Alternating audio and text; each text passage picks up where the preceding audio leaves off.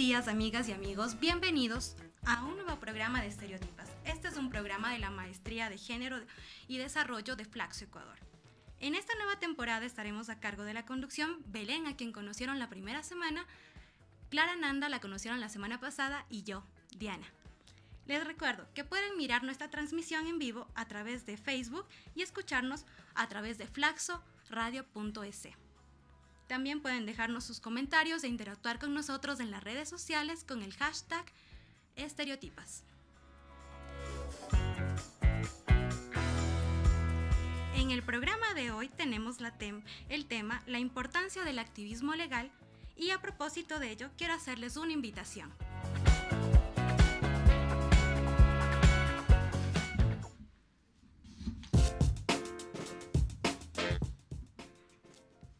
Del 9 al 12 de marzo, en Flaxo se desarrollará el Seminario Internacional de la Prueba Pericial en los Delitos de Género. Ya están abiertas las inscripciones, contará con la presencia de expositores de 2 países invitados. Para mayor información, ingresar en el sitio web www.abogadospichincha.com.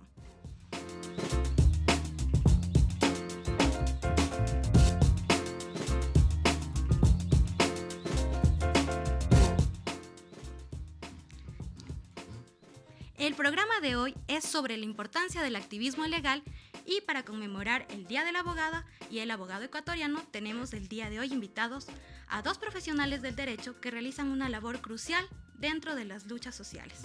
Tenemos a Carla Patiño, ella es cofundadora de Fundación Idea Dignidad, que trabaja para la erradicación de desigualdades y una vida en dignidad libre de violencias para todas y todos.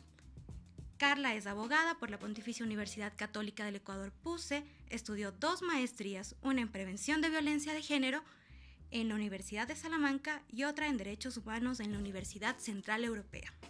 Ella es consultora para ONU Mujeres. Bienvenida y muchas gracias por estar con nosotros, Carla.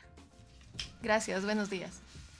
También tenemos el día de hoy a Cristian Paula, él es presidente de la Fundación Pacta, que trabaja por los derechos humanos de las personas LGBTI, abogado por la PUCE, tiene una especialización en Derecho Constitucional por la Universidad Andina Simón Bolívar y una maestría en Derechos Humanos y Democratización para América Latina y el Caribe en la Universidad Nacional de General de San Martín.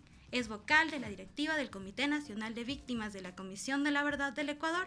Bienvenido y muchas gracias por estar con nosotras, Cristian. Muchas gracias por la invitación. Bueno, como ustedes saben, cuando los estudiantes inician en la carrera de Derecho, la defensa de los derechos humanos es un objetivo.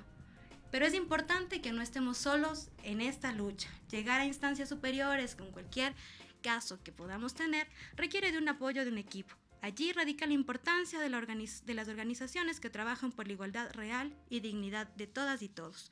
¿Cómo fue para ustedes iniciar en el activismo y cómo ello se ligó con la profesión de abogados? Carla. Bueno, hablar de activismo en mi caso tal vez no es exactamente mis inicios. Yo comencé en la Clínica de Derechos Humanos de la Católica, desde donde sí teníamos ciertas tal vez actividades activistas, pero sobre todo empezábamos con el litigio constitucional, incluso algunos casos penales que defendían derechos, no estaba enfocado en justamente las personas que más lo necesitaban. Esos fueron mis inicios, digamos, justamente en esta carrera legal, pero dentro de los derechos humanos. ¿Se puede decir que el ser abogada te ha permitido hacer frente a las injusticias? Sí, bueno, de hecho, en mi caso, mi elección de ser abogada fue tener las herramientas justamente para poder pelear contra las injusticias. Es decir, los temas legales son una herramienta, no son la única, pero definitivamente son una que puede ser efectiva y si es que la utilizamos de las maneras adecuadas, puede traer restitución de derechos, puede traer recuperación de víctimas, que es básicamente en lo que trabajamos. Cristian, ¿cómo fue para ti iniciar? Bueno, cuando tú empezabas la introducción decías la mayoría de personas que estudian Derecho estudian para defender derechos o para defender personas, pero yo me acuerdo cuando entré a primer semestre de la universidad, la mayoría de mis compañeros querían ser diplomáticos, querían ser abogados para ser embajadores o trabajar en el servicio exterior y bueno, paulatinamente cada quien va entendiendo que no necesariamente es solo un nicho de trabajo y que pueden diversificar. Y en el caso mío, de cómo entré al tema de derechos humanos, y yo entiendo desde el tema feminista, de lo personal es político, cuando tú vives una situación de vulnerabilidad, cuando tú sientes que tu vida está siendo, tu vida personal está siendo criticada, está siendo discriminada por lo que eres, te da como que más fuerzas. Y el derecho sentí que me dio esa fuerza para poder luchar no solo por mi vida, por mi igualdad, sino también por la de otras personas que estaban en situaciones similares a la mía. Y siento que justamente las herramientas jurídicas abren una posibilidad importante para cambiar vidas. Bueno, me gustaría que nos cuenten un poco sobre el trabajo que realizan desde las organizaciones de las que son parte. Carla es parte de Fundación Idea Dignidad. Me gustaría que me cuentes cómo se liga todo este trabajo que hacen ustedes allí con el activismo. Bueno, Fundación Idea Dignidad nace en el 2016. Es un equipo interdisciplinario, es decir, no somos únicamente abogadas, tenemos trabajadora social, psicólogas que trabajamos en conjunto por estos temas. Trabajamos principalmente en dos áreas. La una es lo que nosotros llamamos protección, que es donde está involucrado lo que serían los casos. Sin embargo, nuestro modelo de casos no es un modelo netamente legal. Como comentaba, el derecho es una herramienta, pero no es la única para la recuperación de las personas que han sido víctimas de violencia o que han sufrido violaciones a sus derechos. Entonces, nuestro modelo de atención lo que hace es incluir un aspecto más amplio, que involucra la restitución de derechos, que involucra el empoderamiento, que involucra la recuperación de la víctima desde sus propias necesidades y desde sus propias fortalezas también.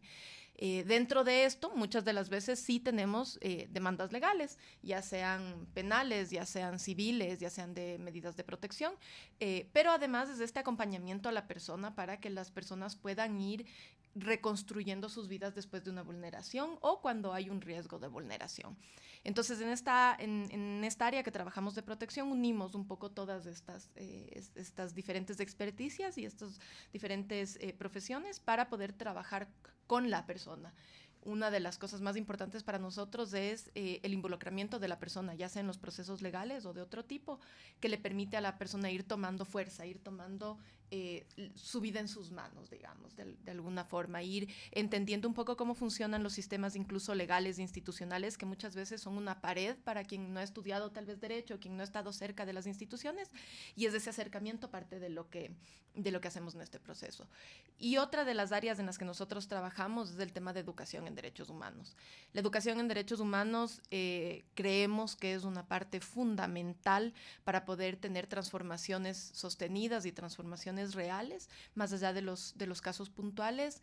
Esto nos permite permear en diferentes espacios. Entonces, la educación en derechos humanos tiene diferentes formas, diferentes ámbitos de trabajo, pero principalmente es esta idea de que todos deberíamos conocer un poco más sobre derechos, sensibilizarnos sobre los derechos, involucra diferentes metodologías y demás que hemos ido desarrollando con el tiempo. Muchas gracias. Cristian, cuéntanos cuál es el trabajo que hace Fundación Pacta, porque ustedes últimamente han tenido muchos logros que... Bueno, sí, el Pacta nace en el año 2000, finales del 2016, y legalmente ya nacimos en el 2017. Y el enfoque principal era la atención y asistencia legal a población LGBT que ha sido víctima de discriminación y violencia, pero el apoyo legal, porque veíamos que éramos un grupo de abogados y abogadas LGBTI, y veíamos también que las distintas organizaciones LGBTI no brindaban este servicio o esta ayuda. Y ahí vimos un nicho importante de servicio. Y lo que nosotros hacemos, estamos enfocados en 3 áreas, justamente en la atención de casos, los llamamos casos del diario, los casos de litigio estratégico y la capacitación y educación en temas de derechos de la población LGBTI. Entonces, en la primera área es justamente asesoramos sobre casos que nos llegan, damos vías de solución o si es que es menester, se patrocina, ¿no? Dependiendo el caso y dependiendo las condiciones del mismo, si sea un patrocinio constitucional, civil, penal, laboral. Y por otro lado son los litigios estratégicos, que probablemente son los que más han causado debate el año pasado, como el tema de matrimonio igualitario y el tema del caso de la niña Amada, el caso de la niña trans, que justamente son casos que permiten hacer transformaciones legales, sociales y de política pública a través de pequeños casos, pero que dan una suerte de irradiación a casos similares que probablemente tienen este fin de transformación social. Y en el área de capacitación y educación justamente nos enfocamos en ir a instituciones públicas o universidades o lugares donde piden algún tipo de educación y formación legal en temas de derechos de la población LGBTI. Qué brillante labor que hacen ahí, sobre todo el tema de la capacitación, el que puedan hacer una capacitación para que todos tenemos este conocimiento, ¿no es cierto?, de los derechos humanos. Cristian, ahora justamente estamos hablando de tema de derechos humanos y bueno, tal vez no para todos los abogados, pero tienen una gran significación, ¿no es cierto? ¿Cuál es tu opinión sobre las garantías que el Estado nos ha proporcionado de los mismos? Bueno, en nuestro caso, en el caso ecuatoriano, podemos decir que literalmente en el marco de la norma constitucional y el bloque de constitucionalidad tenemos una riqueza de protecciones respecto a los derechos que nos amparan. Sin embargo, los mecanismos para ser exigibles creo que son el problema. Entonces no solo depende de que una norma exista y de que garantice un derecho, sino que eso se va transformando en política pública, en presupuesto, en institucionalidad, pero además para que un derecho pueda ser ejercido, para que pueda ser garantizado, también necesita lucha social, también necesita concientización personal y un cambio de la ética personal y humana. Entonces es una mezcla entre tener normas, pero también tener una sensibilización social, tener grupos de personas que estén reivindicando y sobre todo tener una memoria histórica de las luchas pasadas, para que los derechos que vamos consiguiendo también sean reivindicativos de las personas y de las vidas que probablemente dieron en el pasado.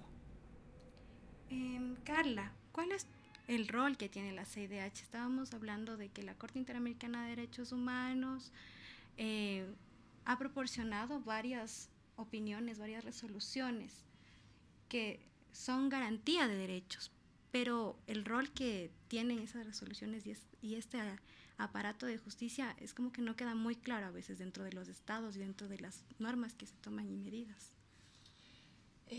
A ver, bueno, esto nos lleva un poco a cómo funciona el bloque de constitucionalidad que justamente hablaba hace un momento Cristian, pero también el tema de cómo los estados nos hemos sometido voluntariamente a los tratados internacionales y hemos ratificado ciertas competencias. En el caso de la Corte Interamericana, el Ecuador ratificó la competencia de la Corte. En este caso, nosotros aceptamos las decisiones de la Corte como Estado. Esto quiere decir que las decisiones de la Corte se vuelven vinculantes para nosotros. El decir que se vuelven vinculantes a veces vuelve a la garantía de la norma, como mencionaba Cristian, es decir, está en la norma, está en la Constitución, sin embargo, no siempre llega a permearse dentro de ya los hechos concretos y de los fallos concretos. Entonces, hemos visto justo el caso que mencionaba Cristian del año anterior, venía de una opinión consultiva de la Corte Interamericana en el que se hablaba sobre los temas de matrimonio igualitario. Y en el Ecuador lo que se hizo fue pedir a la justicia que aplique esto. Finalmente llegó a la Corte Constitucional y en este momento se hizo aplicable. Sin embargo, las cortes de primera instancia, en teoría, deberían poder aplicar lo que los preceptos, digamos, que la Corte Interamericana haya mencionado, los que se encuentran tanto en opiniones consultivas, pero también podrían hacer una interpretación incluso extensiva sobre los casos, y no solamente sobre los casos directamente del Ecuador, sino sobre cómo han ido desarrollándose los casos de otros países, porque finalmente eso te da la idea del criterio que tiene la Corte sobre un tema específico. No debería llegar a ser necesario que todos los casos se litiguen en cortes internacionales, sino sino más bien que estos parámetros, este paraguas de criterios que se dan, sean aplicados directamente por los estados. La Corte, de hecho, dice que son todos los funcionarios y funcionarias públicas los que deben aplicar lo que la Corte dice. Todos los funcionarios, me refiero no solamente a los judiciales, sino a que debería ser aplicado por la policía que está en las calles o por el funcionario del registro civil que se encuentra en Ventanilla. Esto tendría que pasar por un proceso de conocimiento, de capacitación muchísimo más amplio para que llegue a ese nivel, pero por lo menos sí debería ser evidente y clara la aplicación de los parámetros internacionales dentro de la justicia, es decir, por los jueces y juezas, sobre todo cuando resuelven temas constitucionales. Digo sobre todo, pero no únicamente, porque cuando resuelven temas penales, por ejemplo, en sentido de reparaciones, deberían hacer uso también de esto. Nuestra ley ya nos dice, el COIP nos dice que las reparaciones son integrales, pero ¿qué entendemos por reparaciones integrales? Hasta ahorita los jueces penales no han logrado tener un cabal entendimiento de este tema, ¿no? Entonces, es un camino que falta mucho por recorrer para que efectivamente todo lo que está dentro de la normativa internacional permee en la realidad de nuestro país, pero desde la norma está dada y el bloque de constitucionalidad es justamente la entrada para eso. Justamente ahorita que estamos hablando de la importancia que tienen estas resoluciones y estas opiniones de la Corte Interamericana de Derechos Humanos, Cristian, dentro de PACTA ustedes fueron los abogados patrocinadores de estos dos casos que mencionaste hace un momento. Me gustaría saber cuáles fueron las pautas que ustedes tomaron de las resoluciones de una forma para aplicarlas y pedir que se apliquen aquí directamente, ¿no? Bueno, casos. Justamente reactivamos los casos de matrimonio igualitario porque el tema de matrimonio igualitario ya se venía discutiendo desde el año 2013, pero se estancó. Y en el año 2018 lo retomamos justamente por la publicación de la opinión consultiva 24 de la Corte Interamericana, que la Corte Interamericana en esta opinión consultiva establece 3 criterios de interpretación de la Convención Americana. El primero es la igualdad y no discriminación a la población LGBTI, el segundo es la igualdad de género para las personas trans y el tercero es la equiparación de las instituciones jurídicas de familia para las parejas del mismo sexo. Entonces, en el tercer punto, uno de los parámetros de interpretación hablaba específicamente del matrimonio, porque la opinión consultiva no solo habla del matrimonio, habla de matrimonio, adopción, unión de hecho, herencias, todas las instituciones jurídicas de familia que deben equipararse a las parejas del mismo sexo. Tomamos la parte del matrimonio, pero no solo eso, porque esa es una argumentación por parte del bloque de constitucionalidad, pero aparte es la interpretación sistemática de la Constitución a través del principio de igualdad y no discriminación, del derecho a la familia, del derecho a la igualdad. Entonces era un ejercicio interpretativo interesante de cómo bajarle a la legislación nacional tanto los parámetros interamericanos e internacionales como los nacionales constitucionales. En el caso de Amada, por ejemplo, incluso la interpretación era más rica, porque teníamos la opinión consultiva 24, teníamos los estándares del Comité de Derechos del Niño sobre derecho a ser consultado, sobre el derecho al desarrollo de la personalidad y las observaciones al Estado ecuatoriano de protección de niños y niñas LGBTI.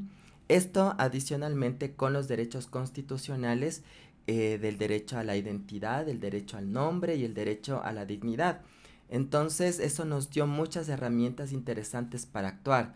Ahora bien, esto nos da, como decía Carla, herramientas para exigir, pero al momento de que los jueces y las juezas toman o no en cuenta esos criterios es otra cosa, y ahí es cuando la formación y la capacitación o incluso la sensibilización de esos jueces y juezas es importante, porque a veces pueden tener conocimientos, pero deciden a través de su prejuicio personal. Y lo que da como resultado eso es la vulneración de derechos de personas en situación de vulnerabilidad.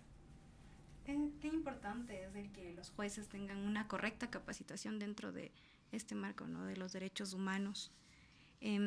Justamente hablando de esta falta de, no sé, de labor que se ha hecho dentro del aparato de justicia estatal, quisiera un poco conversar con ustedes sobre el caso de Paola Guzmán, que fue el primer caso de abuso sexual dentro de una institución educativa en Ecuador que llegó a la Corte Interamericana de Derechos Humanos.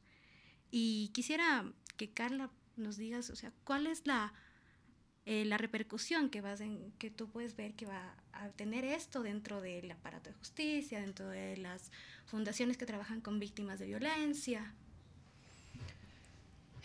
Bueno, pensar en las repercusiones que va a tener es como un poco amplio y un poco adivinativo, digamos, porque no lo tenemos todavía, pero creo que ya podemos empezar a ver ciertas reacciones. Es decir, para mí una de las cosas más importantes, yo tuve conocimiento de este caso hace más de 10 años, cuando recién lo estaban iniciando, yo todavía era estudiante, y era un caso que nos indignó muchísimo, porque las respuestas eran que no podía existir abuso sexual, que había consentimiento, digamos, las respuestas sociales eran esas.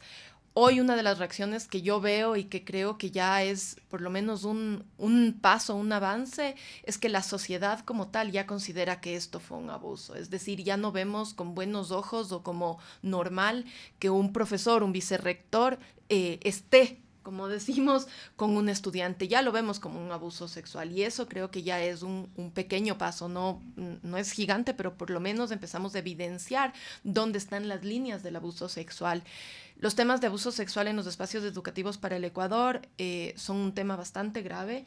Hemos tenido varios casos de los temas de AMPETRA, de otros colegios que han salido en los últimos años. Sin embargo, la respuesta no ha sido necesariamente cabal.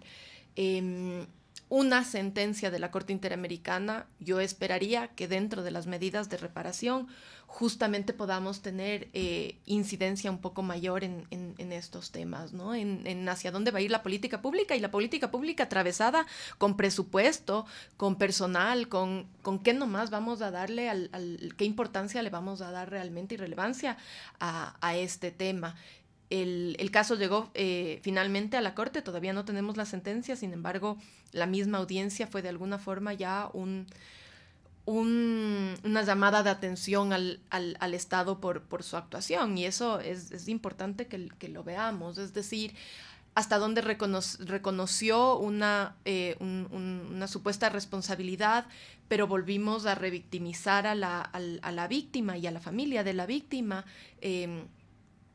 ¿Cómo litigamos este tipo de casos, tanto en nivel nacional como en nivel internacional? Es bien importante. Cómo le devolvemos en casi todos los casos la responsabilidad a las víctimas.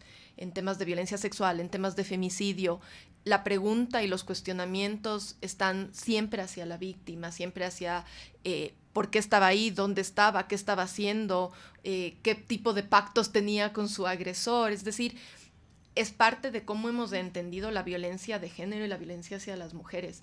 Creo que este caso nos ayuda. Yo no creo que existen cuestiones que sean mágicas para cambiar percepciones o para cambiar las realidades, pero efectivamente sí creo que son pasos acertados que nos ayudan en nuestra lucha diaria, en nuestra pelea diaria, en que por lo menos ya habrán ciertas personas que se cuiden un poco más, que tengan un poco más de conciencia de lo que está pasando. Habrá por ahí rectores y rectoras que digan, chuta, esto efectivamente puedo poner una alerta, y empiecen a activar protocolos, se modificarán incluso los protocolos que sean necesarios, y esa es, digamos, mi esperanza, que el fallo efectivamente de la Corte nos pueda traer una reparación integral que involucre tanto a la familia como a otros futuros o posibles casos, y los casos que efectivamente se están ya litigando, porque hay varios casos que se están litigando en este momento al respecto.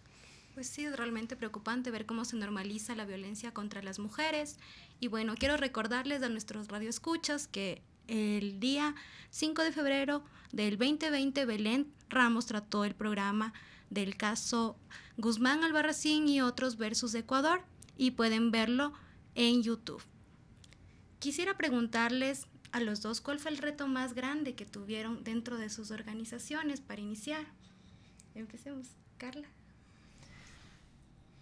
Voy a ser completamente sincera, y el reto más grande es mantenernos económicamente.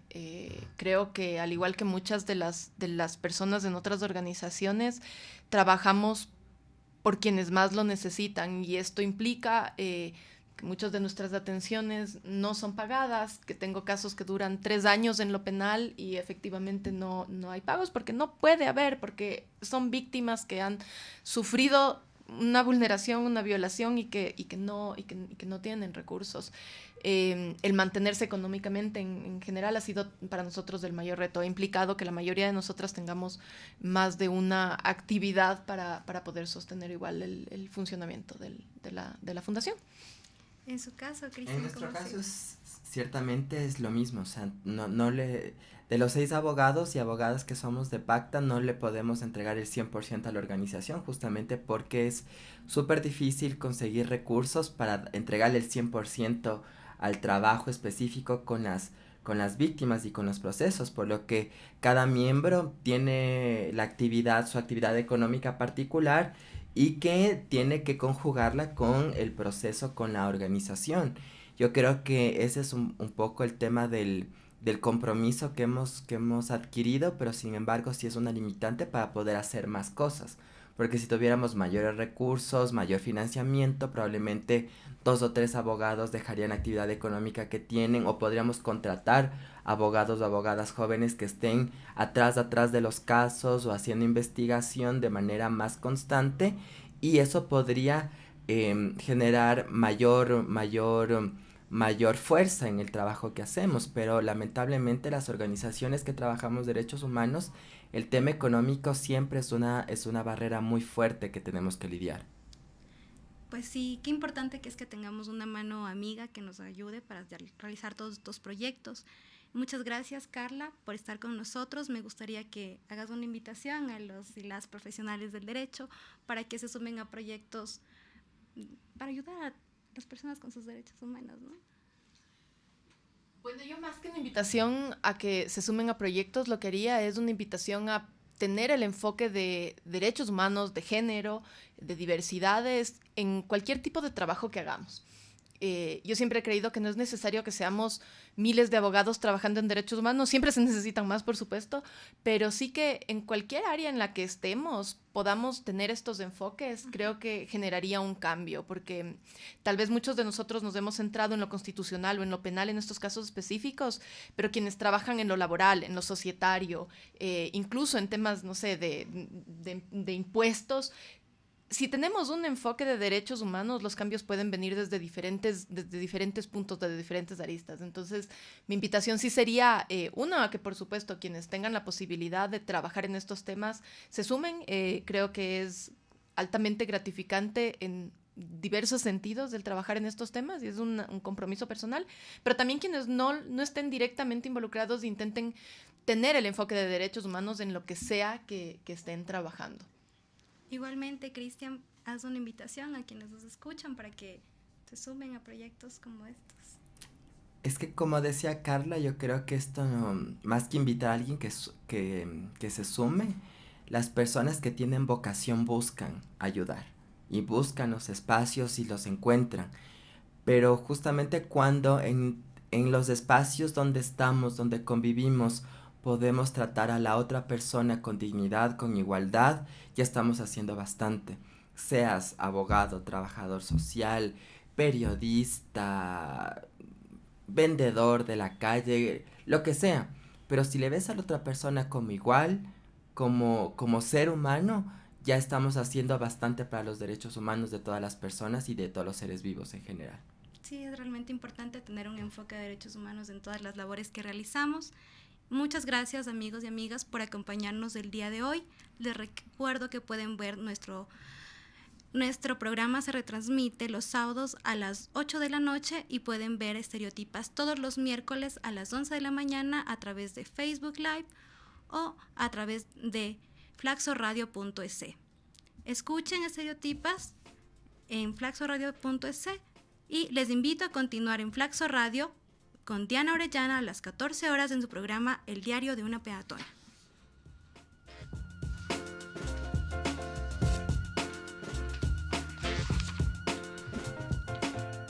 En junio de este año, en Flaxo se desarrollará el 29º Congreso Anual de Asociación Internacional para la Economía Feminista.